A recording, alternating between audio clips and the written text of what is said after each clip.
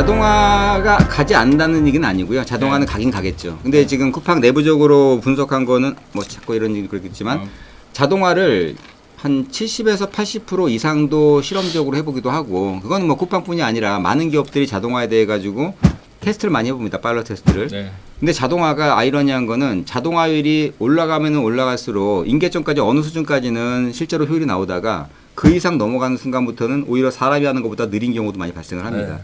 그래서 실질적으로 자동화율이 70% 80%까지 가게 되면은 거기서 오히려 사람이 하는 것보다도 느려지는 걸 갖다가 발견할 수가 있고요. 많은 업체가 그렇게 하고 있습니다. 쿠팡도 네. 역시 그 부분을 충분히 스터디를 하고 자동화 센터를 수백억짜리를 지었다가 부수기도 했어요. 제가 그것도 알고 있는데 그걸 얘기하면서 쿠팡은 앞으로 자동화는 한 50% 선까지가 마지노다라는 얘기를 갖다가 하고 있어요. 그래서 자동화를 갖다가 무슨 뭐 ASRS라든지 셔틀 같은 고난도의 자동화, 키바 같은 고난도의 자동화가 아니라 아주 단순한 자동화죠. 이를테면은 소터, 분류기, 휠소터 같은 분류기, 아니면은 무슨 뭐 이런 뭐 슬라이드 슈라든지, 그러니까 분류 단계에서 자동화를 갖다 한다든지, 아니면은 뭐 다스라든지 DPS 같은 그런 반자동 설비들을 조금 더 많이 넣는다든지. 왜냐하면 아직까지도 쿠팡 물류센터 캠프 100군데 중에는 그런 간단한 자동화도 안 돼 있는 데들이 태반이에요. 믿어지지가 않겠지만 정말 사람들이 다 진짜 사람을 갈아가지고 분류를 하고 있다는 거죠. 지금도 일반 간선 택배 운영하듯이 막 눈이 좀 빠지듯이 그런 상품들을 갖다가 골라내면서 그렇게 사람으로 운영을 하고 있는 방식인데, 지금 일부 센터들에는 지금 이제 대한통운의 휠소토 같은 그런 소토들이 들어가기 시작했어요. 사실은 그거는 굉장히 낮은 영역의 자동화거든요. 근데 저는 그게 좋다고 생각해요. 네. 그 정도 수준의 낮은 수준의 자동화가 들어가서 인건비를 절감할 수가 있고, 나머지 영역은 사람하고 협업을 통해서 해결해 나가는 게 쿠팡의 방식이라고 보고 있고, 저는 오히려 대구센터에 몇천억을 들인 한 5천억이 넘게 들어갔던 것 같은데 부지 비용까지, 그 자동화 센터는 아마 쿠팡의 미래에서 본다면은 조금은 좀 위험한 도박일 수도 있다고 생각도 해요. 물론 가봐야지 알겠죠. 제가 이 얘기하는 거는 우리나라에 있는 수십 개의 업체 중에서 자동화가 성공한 데를 단 한 군데도 못 봤기 때문에 약간 편견이 있는지 모르겠지만 그 얘기는 그만큼 어렵다는 겁니다. 자동화를 해가지고 이익을 남기기까지는 정말 어려운 길을 갖다 걸어야 돼요. 즉 이런 말도 있어요. 자동화는 자동화 설비를 안착한 이후, 그러니까 세팅한 이후부터가 시작이라는 얘기가 있습니다.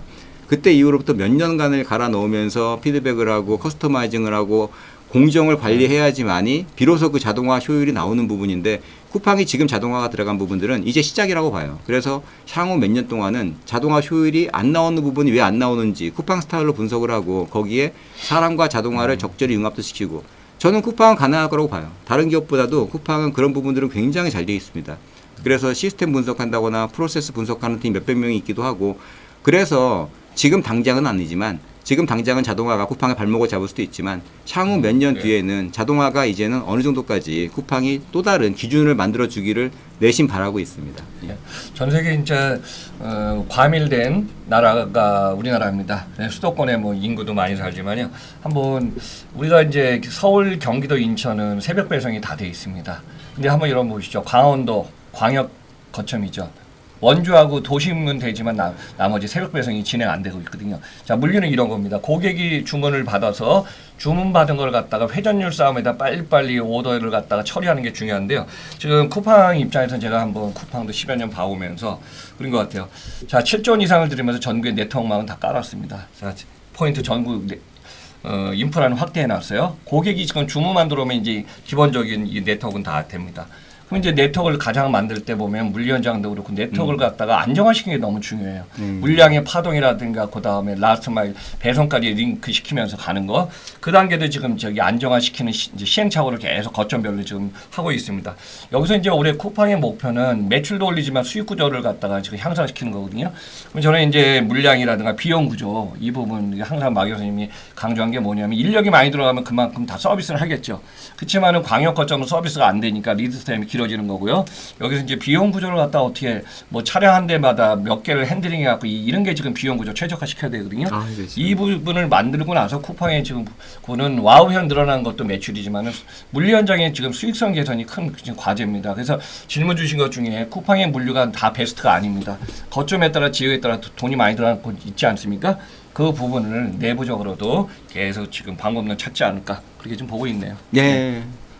유일하게 저도 쿠팡이 하드웨어와 소프트웨어로 본다면은 우리나라에는 진정한 의미의 로지스틱스 4.0, 즉 스마트 물류센터가 없다라고 얘기를 갖다 많이 드리는데 물류 자동화가 잘 돼 있는 GS나 이마트나 롯데 같은 경우에는 그것들을 운영하는 소프트웨어가 굉장히 좀 빈약하거든요. 반면에 쿠팡 같은 경우에는 소프트웨어가 굉장히 발달돼 있죠. 그 물류센터 100만 평이 넘는 물류센터를 0.1 CBM, 10cm 단위로 관리하면서 그리고 사람도 마찬가지로 거기에 근무하고 있는 수만 명의 직원들을 지금 거의 실시간으로 효율 분석을 하면서 정확한 장소에서 정확한 업무를 하게끔 만드는 거거든요. 네. 그게 바로 쿠팡의 가장 강력한 힘이었고 어떻게 보면은 쿠팡이 그런 프로세스를 관리할 수 있는 역량이 이제 자동화 쪽으로 접목이 된다 그러면은 자동화도 분명히 그런 바람을 좀 타리라고 보고 있습니다. 자, 지금 쿠팡에 대해서 물론 이제 좋은 얘기를 해드리기도 하고 혹은 약간 뭐 어떻게 보면 걱정 우려스러운 얘기도 해드리고 했는데 이 얘기는 한번 좀 해드리고 싶어요. 좀 아까 로켓크로스 얘기했는데 그럼 로켓크로스 하면서 쿠팡의 택배 시장 판도가 바뀌는 얘기를 했었고요.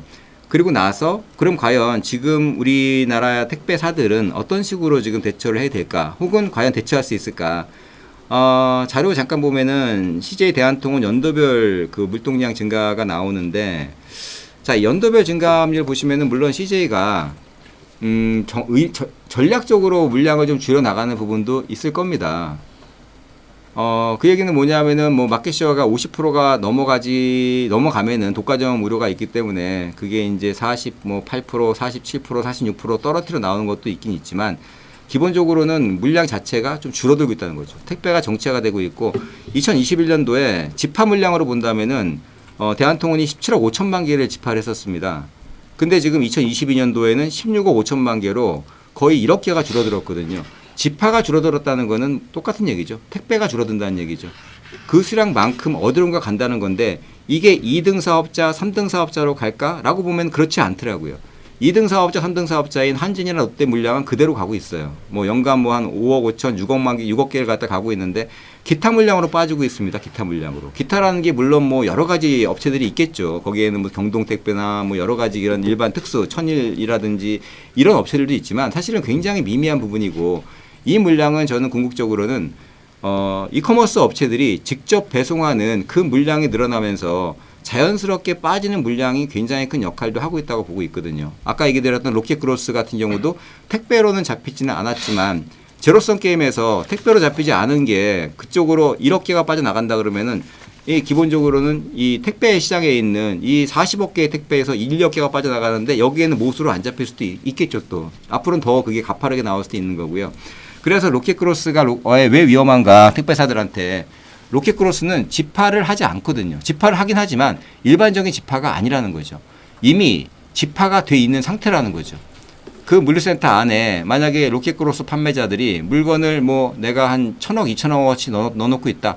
그 물량들은 여태까지는 대한통운이나 한진이 집팔았던 물량들인데 그 물량을 쿠팡이 한 번에 그냥 턴키 방식으로 물류센터에다가 쿠팡 풀품센터에다 보관을 한다는 거죠.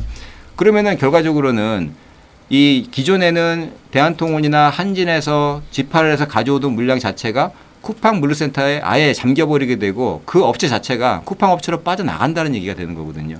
그게 가장 무서운 점이라고 보고 있어요. 그래서 지금 쿠팡이 거래액을 통해서 쿠팡 마켓플레이스를 통해서 판매되고 있는 그 개수가 제가 보기에는 올해 한 12억 개까지 될 것 같아요. 12억 개면은 한진과 롯데의 물량 그걸 합친 것만큼 되는 거거든요. 즉 쿠팡이 쿠팡 사이트에서 판매되고 있는 그 마켓플레이스의 셀러들이 판매되고 있는 상품들을 적극적으로 물류센터 안으로 가져오게 한다 그러면은 우리나라에 있는 양대 물류사 한진 롯데의 물량 자체가 통째로 없어질 수 있다는 거죠.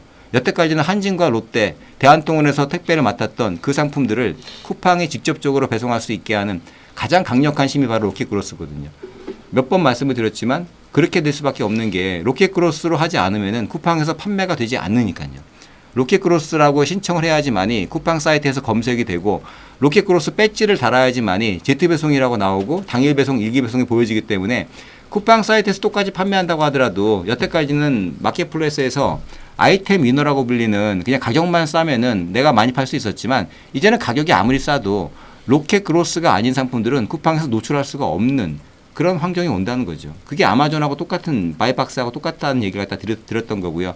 그래서 이제 이거는 자의반 타의반으로 로켓 배송을 이용하지 않는 그런 업체들은 쿠팡에서는 살아남을 수가 없다라고 본다면은 44억의 거래액 중에서 몇 년 안으로 빠른 속도로 수조 원, 10조 단위가 만약에 그 쿠팡 사이트 물류센터로 잠기게 된다면은 그게 바로 제2의 어떻게 보면은 택배 파동이 나올 수 있는 가장 강력한 요소라고 생각을 합니다. 물론 뭐 반대급부로 지금 대한통운도 그 풀프먼 서비스를 하고 있어요. 뭐 일부 그런 상품들을 모아가지고 네이버하고 스마트 스토어랑 같이 해서 풀프먼 서비스 하고 있고, 한진 같은 경우만 하더라도 뭐 어바펫이라든지 그런 업체들하고 풀프먼 서비스를 하기 위해서 이미 뭐 저도 센터에 방문해봤지만 진짜 많은 상품들을 물센터에다 보관하고 판매하고 있다. 거기서 배달해주고 있더라고요. 배송 택배해주고 있는데, 즉 제가 외나무다리 얘기 드렸는데 결과적으로는 택배 업체는 그런 온라인사의 상품들을 직접 사입하는 방식으로 풀피먼트를 할 수밖에 없는 상황이 온 거고요. 쿠팡은 반대로 그 택배 진출을 갖다가 함으로써 그 택배사들이 배송했던 그 물량들을 직접 배송함으로써 직접적인 위험 요인이 되고 있는 거죠. 양사가 충돌한다면은 아직까지 게임은 되진 않는다고 봐요. 그게 물량 자체가 뭐 풀피먼트 물량이 아무리 많다고 하더라도 뭐 대한통운이나 한진에서 뭐 네이버 스마트 스토어 배송한다? 연간 해봤자 몇 천만 개거든요. 그거는 쿠팡의 며칠치 물량이에요. 쿠팡이 한 일주일치 물량 가지고 대한통운이 1년 동안 지금 네이버 도착 보장을 하고 있는 거라고 보시면 돼요.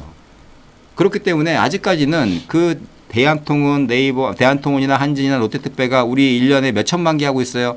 쿠팡이 하루 배송하는 물량이 370만 개인데, 그러면은 쿠팡이 딱 한 일주일만 영업하면은 대한통운에 1년 동안 나가는 택배 물량 그렇게 볼 수도 있는 거잖아요.